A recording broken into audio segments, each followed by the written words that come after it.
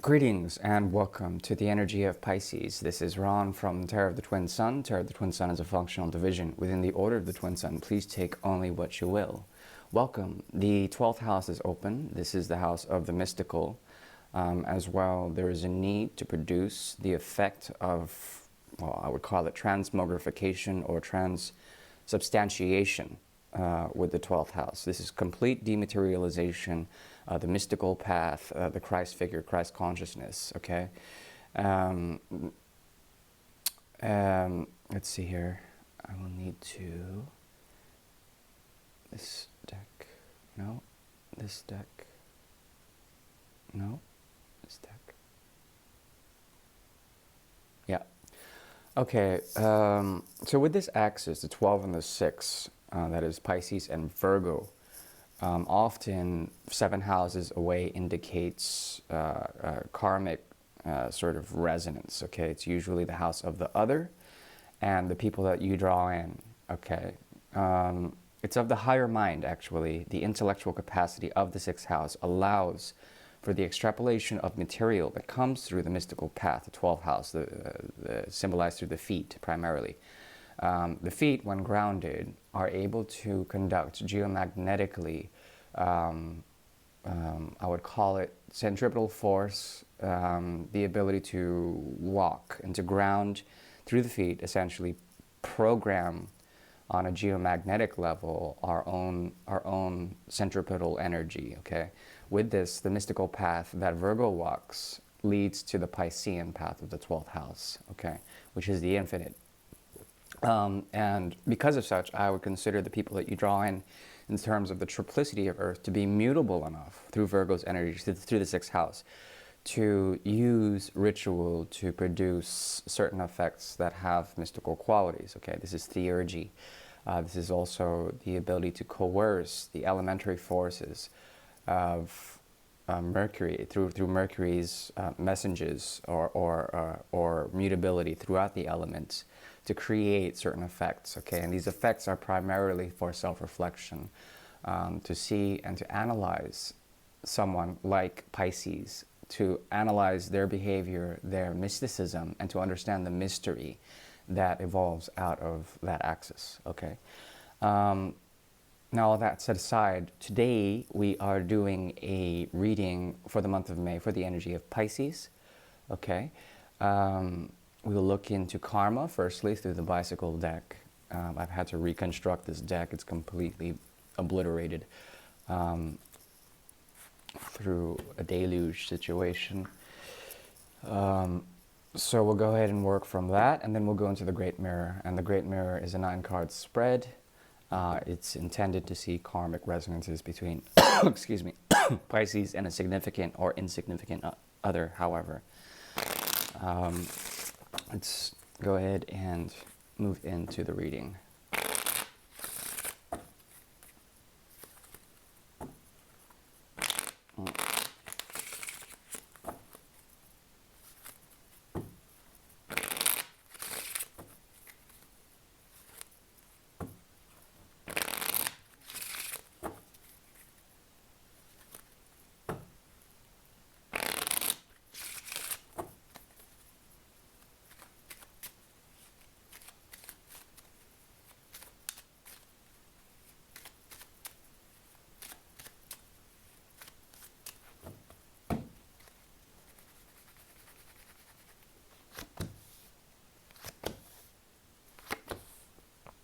Okay, for the month of May, when it comes to karma, Pisces is dealing with the choice. The choice is to move to the future. There is an opening in terms of really grounding oneself in one's choices, and the choice is clear, but the heart is split between the past and the present future tenses. And one thing has to be cast aside. One thing must be sacrificed in order to gain. Something must be sacrificed in order to gain. And it's a choice of choices.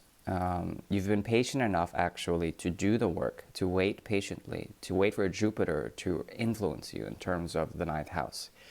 Okay, this has to do with a philosophical choice, a choice that is based on empowerment in terms of spiritual insight, okay, and spiritual clairvoyance. That is the ability to move into the future, to voyage into the future with a proper choice.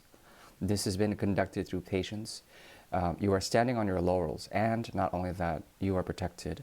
There's something about you that will not take the false path, and that is essentially what you're doing in this month. You're standing by your choice. You're going forward righteously. And this is actually the right thing to do. Very positive reading. Let's see, the 5 wanted to show up, 5 of Swords. There's an ability for you to be able to, I would say, permeate and reinforce things. In the month of May, for some reason, a lot of readings karmically have been speaking about reinforcing, reforming certain structures that have been difficult to maintain. Usually these structures would fall, especially when it comes to collaboration with others, different hearts' desires manifesting some sort of collaborative effort, and then it falling like a house of cards. Now the house of cards is stand still. It's because of great patience that you are being rewarded for moving towards something that is more divinely orchestrated, okay? This is what I see for the period of May as well. There's something here that is moving. You are able to consciously move towards the 5 of Swords and the 8 of Cups in the upright. Okay, so this means that you're not going to take nonsense when it comes to what you are bringing in, what you are keeping in terms of emotional content. Okay, this talks about the creative force that has gotten you to where you are at. There's a feeling of trying to face a challenge, to meet that challenge, and to walk the path. Okay. This could be dealing with the 7th house. When it comes to this, there is a need to let go or to depart, to detach emotionally from something, to do something objectively, and to do so with understanding where you have been walking, where you have been moving in terms of meeting this challenge and understanding the path clearly, to be grounded in that and to know the path. Even though it is a challenge, you have to go beyond it. It's divinely orchestrated by the 3 of Pentacles. So there's a lot of empowerment. You take your staff, you move down the path, and the path is inevitably going to bring you to greater heights. But at the same time, it's something that you have to leave aside. You have to become detached and very conscious of where you place your feet and ground whilst on the path. Okay, whilst mindfully walking on the path. This is a very clear lineage of karma, and I think it needs no edification, no further edification, at least for now. Now, we are moving into the Great Mirror. The Great Mirror is a tool devised by the Order of the Twin Sun to see particular karmas. These karmas are essentially just modes of action. They don't have to be positive or negative, and they don't have to be acted upon either. You can take what you will of what shows up in the cards. This is very powerful stuff, and we'll look at conscious, subconscious, unconscious developments through this connection, whoever Pisces is dealing with. User discretion advised. Please, if you find anything of note, keep it secret and hide it away for use in the future or whatever, what have you, what you will.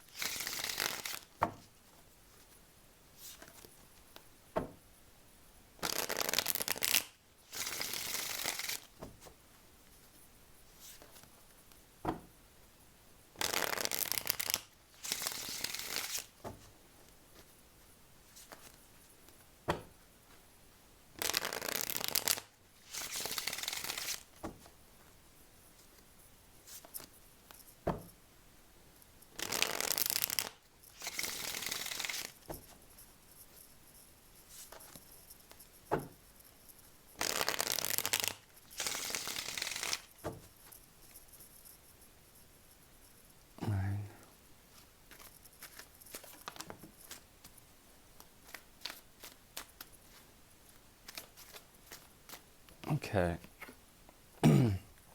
So we have Les Souverains showing up here. Les Souverains, which is basically the, I believe it to be the Strength card in reverse. Okay, Les Souverains. This speaks about detachment, the 11th house, your goals, your dreams, your collective isms. Okay, this has to do with the dreams or goals that are not your own, that you download, that you upload, that you work with, that you interpret from a cool and calm collected perspective.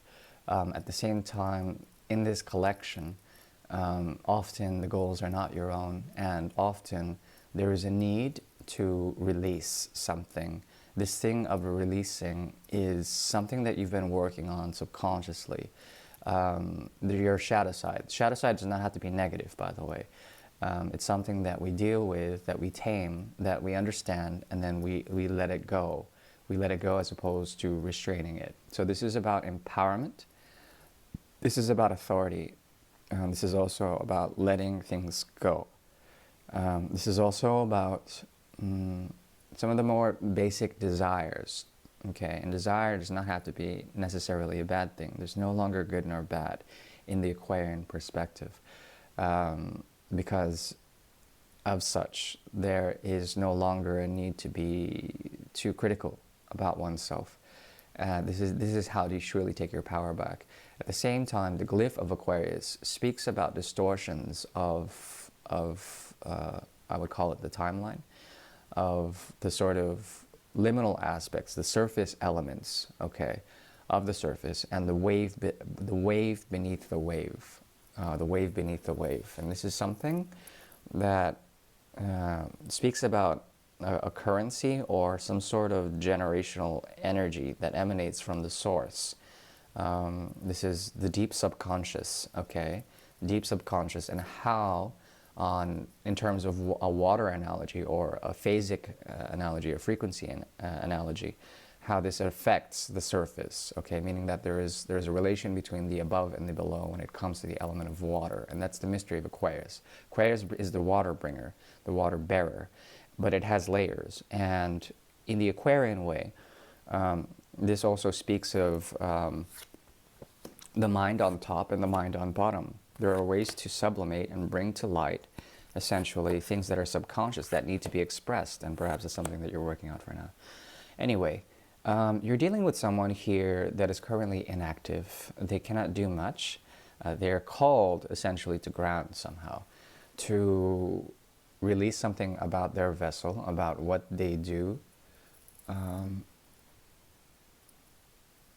and how they go about grounding is their own business. There's something about them that activates a connection with you where they can learn from you in some sort of way. You help ground them.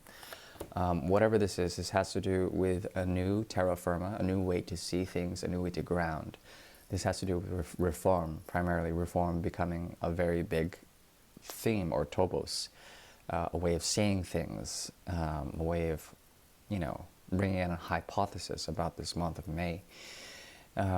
There is essentially a sense of a new earth, and with this, there's the capability of finding new ground or finding new land on this new earth.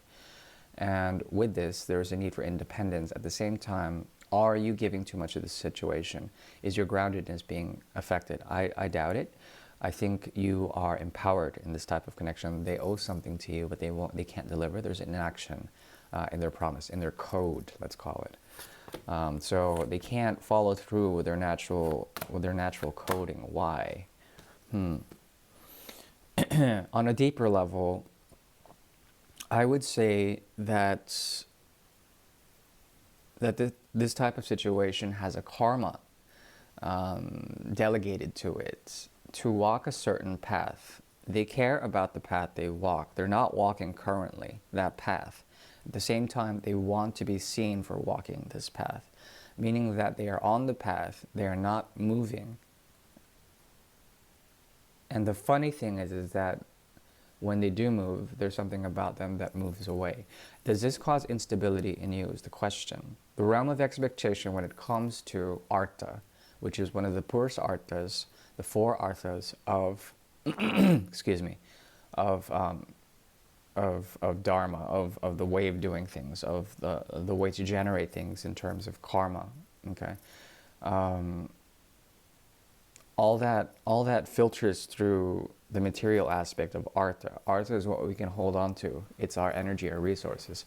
It's our promises. It's our stability. It's our grounding. It's our balance. It's also something that we bind to. Now, you have to be careful. I think you are safe, you are protected in terms of giving too much, in terms of your own resources, your own stability. Capricorn and Saturn are watching over this. There is an element of patience around you, which is good. At the same time, it's difficult because the bridge card shows that you have arrived, and also there's something about you that wants to depart. There's this oscillation when it comes to romance, when it comes to the idea of creativity, what really truly makes you feel at ease with your own offerings is becoming the question. And it's not the best thing to do in terms of a leadership position, which I think you have in this situation. To question that. There's a need to graduate in terms of the court cards that are being shown here. At the same time, you bring a sense, your actions deep down below when it comes to the Knight of Rods in the reverse. Your actions are intended to produce the effect of the house that is going to collapse. This has to do with an old paradigm, okay? An old paradigm. I think both of you know that there is a clear and distinct need to reassert this new paradigm, okay, this new way of finding terra firma, this new way of finding new land, grounding upon it, and being still in that. With the two horses that are here in the reverse, the chariot is produced here in secret. It's in reverse, meaning that the gross potential of the chariot to actually do things and nurture the connection is lost. Consciously and on the unconscious. There is a difficulty in actually being true to your idealisms, Pisces, to your ideal. And it's not your responsibility to sacrifice something. In that case, it's your profound authority, actually, your own sovereignty, your own power, to go ahead and bring your cup elsewhere, The funny thing is that the scissors that are used to cut this are made of plastic, this connection, if you wanted to. There also is a clarity, a choice, a polarization of one argument versus another. And the funny thing is also that this person is not very balanced when it comes to the harmony that both of you are supposed to have when it comes to material offerings of time, of pleasure, of responsibility. The responsibility is not here. They're behaving a bit irresponsible. At the same time, they feel indebted to you. They feel indebted to you in some sort of way, but there's too much, well, one could call it egoism, spiritual egoism, a need to do something reasonable and look reasonable while doing it that is very strong here. Therefore, I would see this as a connection that is based on the Hanged Man's energy. Okay, which is basically taking the prudence, la prudence, the ability to see paths, to see what's going on, to be informed by the healing arts, and to also understand that this is something of a toxic loop that needs to be understood. It needs to be, if you want, absorbed and then transmuted in some sort of way. Their challenge is the Magician. As well, the path of Aries is here. There is a need to become conscious of what they're doing on an elementary level, on a rudimentary level, in terms of like small actions. Their small actions actually have a great effect, and even inaction is an action in terms of what they do. That's the best I can do. The best thing that you can do in terms of advice is to observe and to understand the heritage that this all comes from. It's a heritage of regret, and it's a step right before true connectivity. So that is the best I can do. Take your power back, let it go at the same time, and I do wish you well. Thank you. Bye-bye.